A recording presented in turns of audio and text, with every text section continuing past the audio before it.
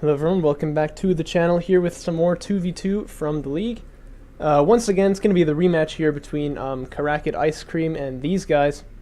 And no, I don't mean like these two, I mean that's actually their team name, these guys. Also, big shout out to the corporate sponsor, Shaw Creamery, Souvenir Shop, Dance Floor, Massacre Site. It's got it all, man. You should definitely check out their website. Tight end did nothing wrong, FairandShawCreamery.com. Anyway, hopping on into this game. Once again, Schmau and Frosty Teeth did not change factions here, so they're going to be the same. I think these two as well. Yeah, these guys also still rolling with Soban and Galzian from last time. They're going to go for it again, but the map is going to be different. This one is Dune Sea, and it has about the same rush distance, yet it tends to be a much more aggressive map here because, as you can see, these bases for these two players definitely on very low ground, easily attackable by the dunes, and then also the main of both players kind of going to be under attack. If you can run down the dune on this side or on the other side of the map, it's going to be running down the dune on this side. And so as a result, this is a very aggressive map. You know, it definitely favors the team that can get up on top of this dune right here. So we tend to see even more passive players go for some hold on this top part of the map when they're playing on the Dune Sea. Once again, we got early strikecraft fabrication from everybody. Let's see, Kitsune is 2. Okay.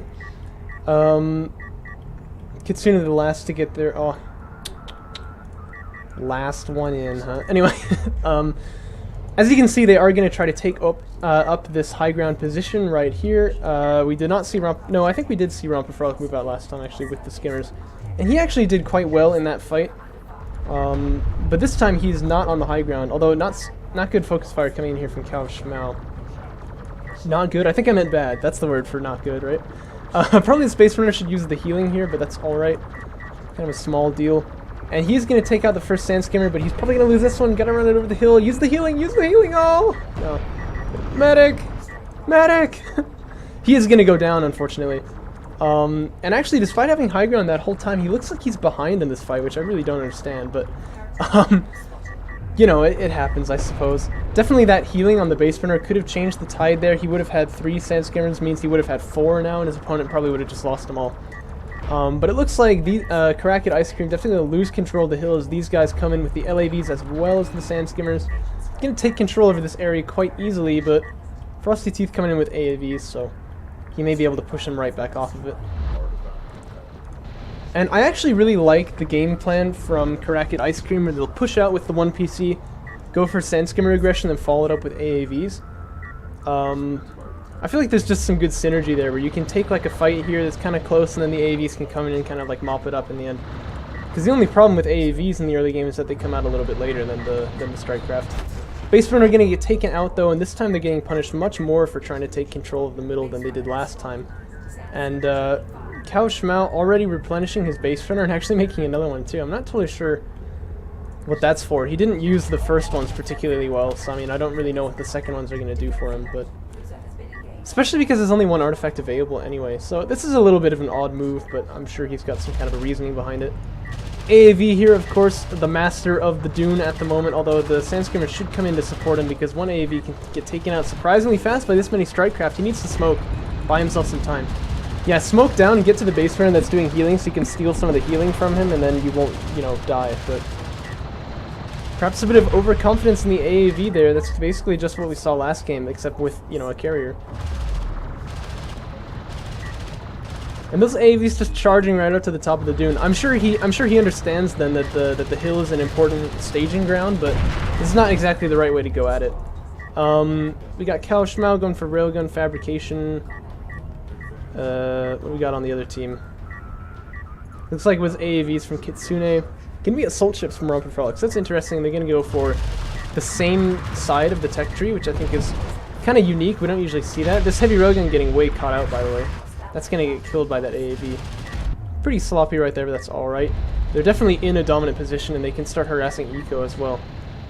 But yeah, so assault ship fabrication coming out is interesting, though, I said, because they're both going to be on the same side of the tech tree.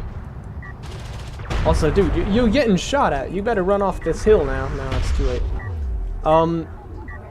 Because, you know, the same type of units could counter both of them then. Kitsune going to go railgun fabrication, though, so that does make things much more manageable for them, I suppose. And then we also had Frosty Teeth going fighter and gunship. I like that actually a lot. But it may not do too well because there are going to be interceptors on the field for Romper Frolic, almost certainly. When we see people go down the assault ship line, it's like 98% chance they get interceptors, you know what I mean? Occasionally they'll go assault ships into rails and then use missile ships to the anti-air, but that's very rare. And it's kind of like a mind game, like, well, because I went assault ships, you're not going to go air, are you, coalition players? And then actually they don't go for interceptors, so they kind of trick their opponent to not go for air, even though it would have been effective. But that's kind of like, oh no, no, you left him with 20 health. Oh no, oh no. Anyway, that's not really very common. So, okay, well, one base runner is going to extract for Kharakid Ice Cream. Let me tell you, this is fair and Shaw right now for them. The dance floor where they get massacred.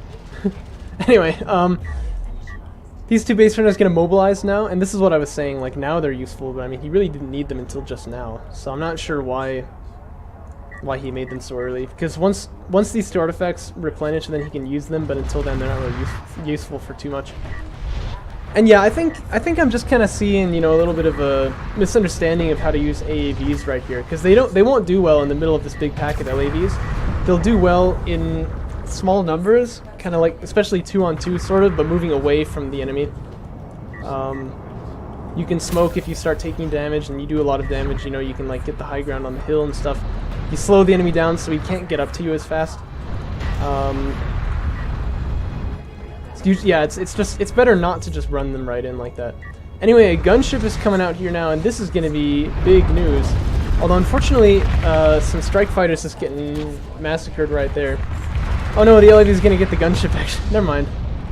Gunships, man, I don't get it. They should be really good, but they're just like consistently a little bit disappointing, you know what I mean? That actually could have been huge, but was not to be so. And look at that coordination right there, the base runners healing up those coalition units. That actually is something I really like to see. And I think base runners are more effective in this type of a 2v2 as well, because they can heal up your coalition allies. So maybe I shouldn't get on Romper Frolic for all his base runners, man. Maybe he's onto something. Anyway, these LAVs can easily stop this extraction right here. There's a turret over here, but it's not even over the dune, and it's very far away, so... nothing, like, particularly drastic has happened in this game, I guess I would say. But just Kharakid Ice Cream consistently showing that they're a little bit behind in terms of economy. And you do see Romper Frolic going for these interceptors, although I think he waited until after he saw the fighter tech from his opponent. That's actually not a bad idea with the jetpacks there, but it is very expensive. But I think the idea was he thinks the AAVs are going to push up the hill, so he can use those to take him out. Anyway, Romper Frolic taking a little bit of eco damage right there, but not too much. Frosty Teeth, meanwhile, still has not expanded onto another base, so it's okay. Although there's the support cruiser, so I stand corrected. Looks like Kharakid Ice Cream taking a slight edge in the economy, but not very big. As for upgrades, these LAVs are definitely going to overperform against the Sand Skimmers, but only just.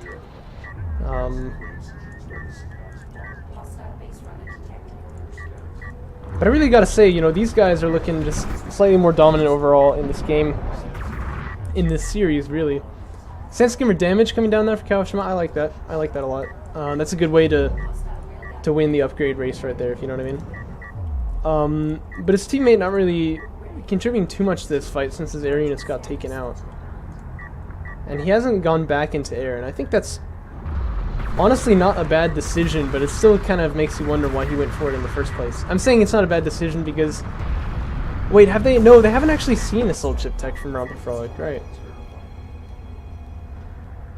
Oh my gosh. I didn't even realize, but that kind of changes everything. They have not even seen that Romper Frolic got assault ships. They might know if they're looking at his carrier, but they haven't really had that much time, you know, with visibility on the carrier either. But that is not known to them that he even has gone for assault ship tech, so they don't even know that he could have fighters, let alone the fact that he's got one being produced right now. That actually changes things quite a bit. And now I'm sort of wondering why Frosty Teeth is not making more air units, but maybe he did see the assault ship tech thing pop up. I think it's this one that raises up when you get assault ship tech. But Frosty Teeth knows it for sure. He actually sent me like a little Google slide show thing or whatever that shows you what pops up when. This is a very good engagement for Kao Shmao here. He's doing a lot of damage to these Sand Skimmers. Actually, I don't know why they didn't get those last kills there. It seemed a little odd. Coming up onto this hill though, the LAVs are in position, and they're gonna get a lot of kills off right there. Railguns also getting killed, even though they're in a better position just by the fact that there are more numbers on the other team. The AAVs are here to support though. They should definitely smoke this off, because if you're losing a rail war, you can save yourself a couple of losses by smoking things. Here come a bunch of interceptors, and there's no anti-air on the field as far as I know, except for this production cruiser, which is not on the third base. Yeah, that must have been a misclick. Good smoke there on those railguns from Frosty Teeth, but he needs to get onto this side of the dune for sure. And his railgun's gonna get taken out anyway, but he needs to get over so that these AAVs don't just get killed by rails. But unfortunately, that is not gonna happen. It looks like Rumper Frolic now with 2 air units making a third. And Frosty Teeth once again only on 2 bases here. He's kind of left his third base. Don't need that, I guess. Rumper Frolic as well though, because like, so far in the game, the carriers have really not contributed very much at all. I'd love to just see them be on a base, you know what I mean?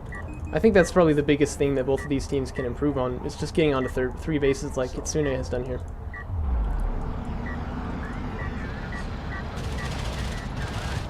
More power reserves coming in as well from Frosty Teeth, and this time it's battlecruiser fabrication, but with this many railguns on the field, that's not going to be able to do too much, especially because there's also air units. And, I don't know, battlecruisers have a lot of health, but still, air is able to attack them uncontested, so it's usually pretty good, whereas every other cruiser the Coalition makes, except for artillery, but, you know, assault cruisers have anti-air, but the, battlecruisers ain't got none of that, so. Although, you know, being in this position, that's not bad with, like, the LAVs near the carrier, because they can take out interceptors, like, surprisingly quickly. Romper Frolic, you can tell, being very careful with his interceptors, because he knows this. But Frosty Teeth and Kao Shmao getting real aggressive with their carriers here. And this could be bad for them. Because their opponents have field control, they have a lot of railguns. So being out here in the open with your carrier, I feel like that's almost just asking for a repeat of the last game. Even interceptors are targeting the carrier now. That's usually when you know someone's got blood on their mind. It's when they start targeting carriers with air units. The LAVs get cleaned up over on this side over here. These ones could take a better engagement. Of getting stunned by the ALM really hurts because the Sand Skimmers can't shoot while they're stunned, which I think that should really be changed, honestly, because it makes them like insanely powerful against Galzian, whereas they're not really as good against Coalition. But anyway, maybe it actually makes sense for like it might actually make sense for like early game engagements against Soban. I'm not sure, but I don't know. But yeah, carrier's moving out here, but there's a lot of rails in the area. And actually, this attack here is going to be pretty strong too. He should not back away. He should push the advantage here. Cause like one turret, what does that matter? That's nothing. And there's 2 railguns here. Look how many LAVs he's got. This is a moment where Kitsune could just push in and just take it out, but don't think he knows. I like the support cruiser being with the carrier here if it's going to be taking damage, but really they should back away from this, I think. Although, you know, he's in a position where it's difficult to shoot at him with rails because they'd have to be like very far away to get an angle. Yeah, I don't think they can fire at that range. So that's actually an interesting, it's a little cheeky position for a carrier. I sort of like that, but I'm still not so convinced this is going to turn out well for him.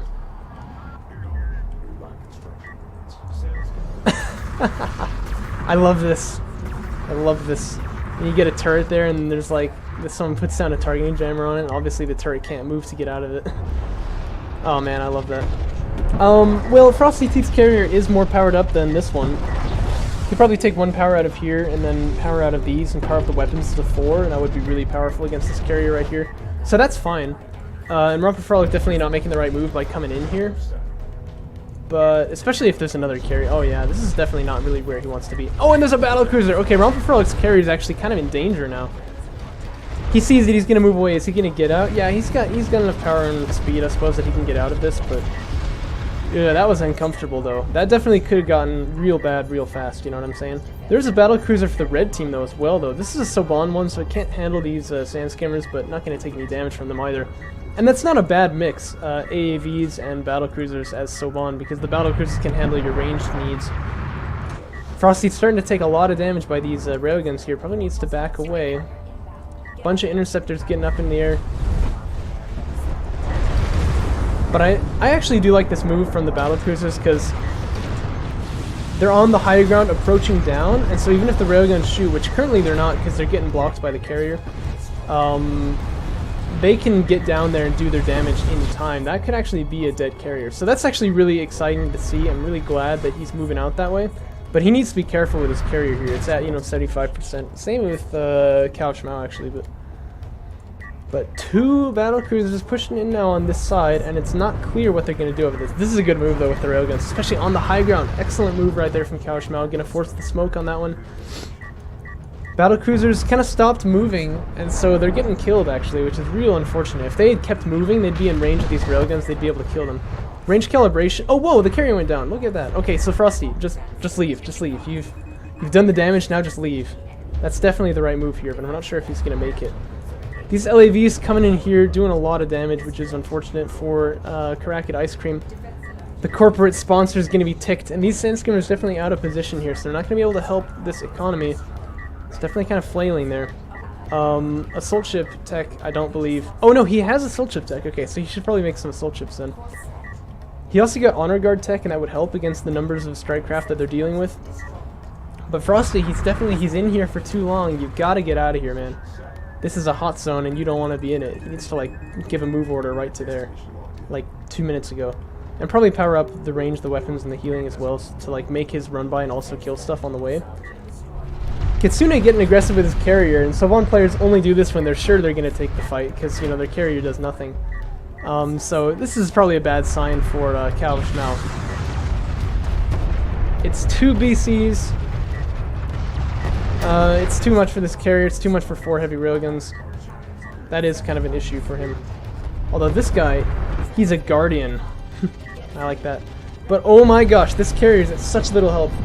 He is actually going to survive miraculously, but you need to move. You got to move out of there. That's not where you want to be. I think one battlecruiser going to go down. He has the smoke. He has the smoke. He's not going to use it though, so he will go down as well. There is 1 battlecruiser left then, but at that point, I think that 3 railguns is going to be questionable. And if this battlecruiser has high ground, which I think it does, then it would definitely beat those railguns right there. ALM's also being incredibly annoying, stopping the retreat of these units, and that means that the LAVs can come in like hungry hippos and take him out. And I'm just amazed that Frosty Teeth is still alive, honestly.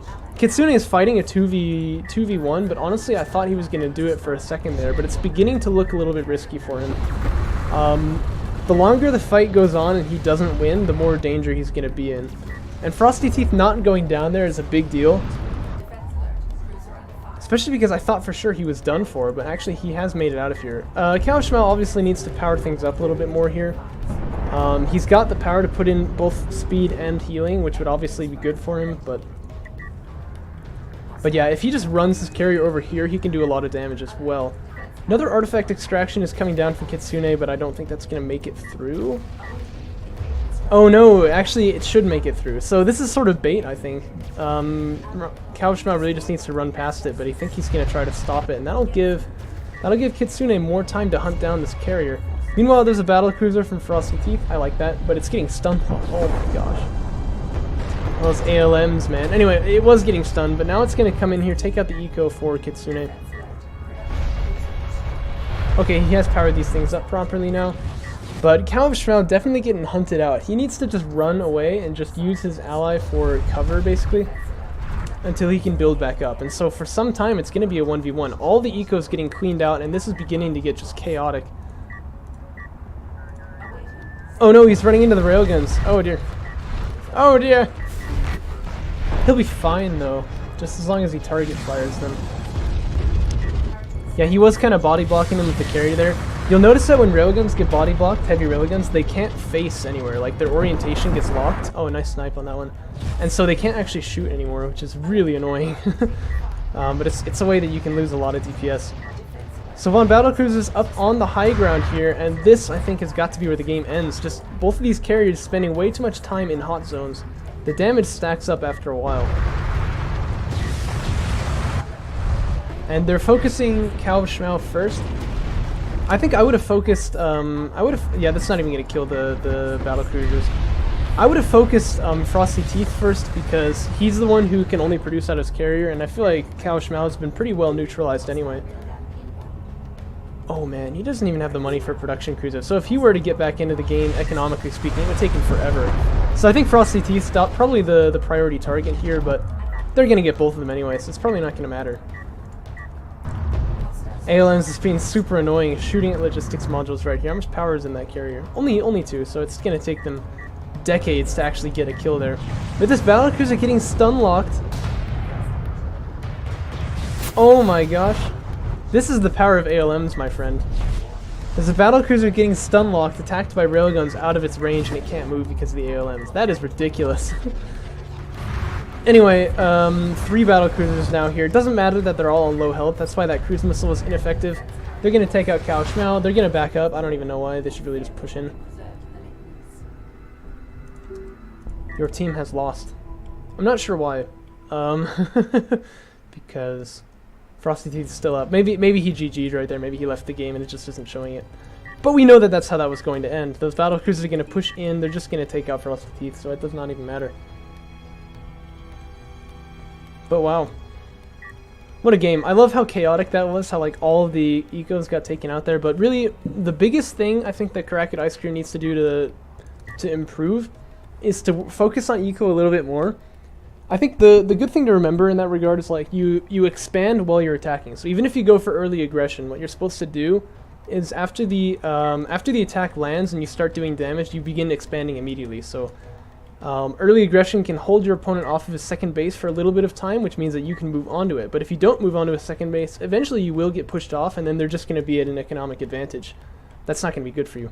Later on, you can hold them off of their third base, but unless you expand to a third, again, that's only evening the field, not really giving you an advantage. So that's definitely the biggest thing that they need to do. Make more support cruisers, get refinement mode a little bit earlier.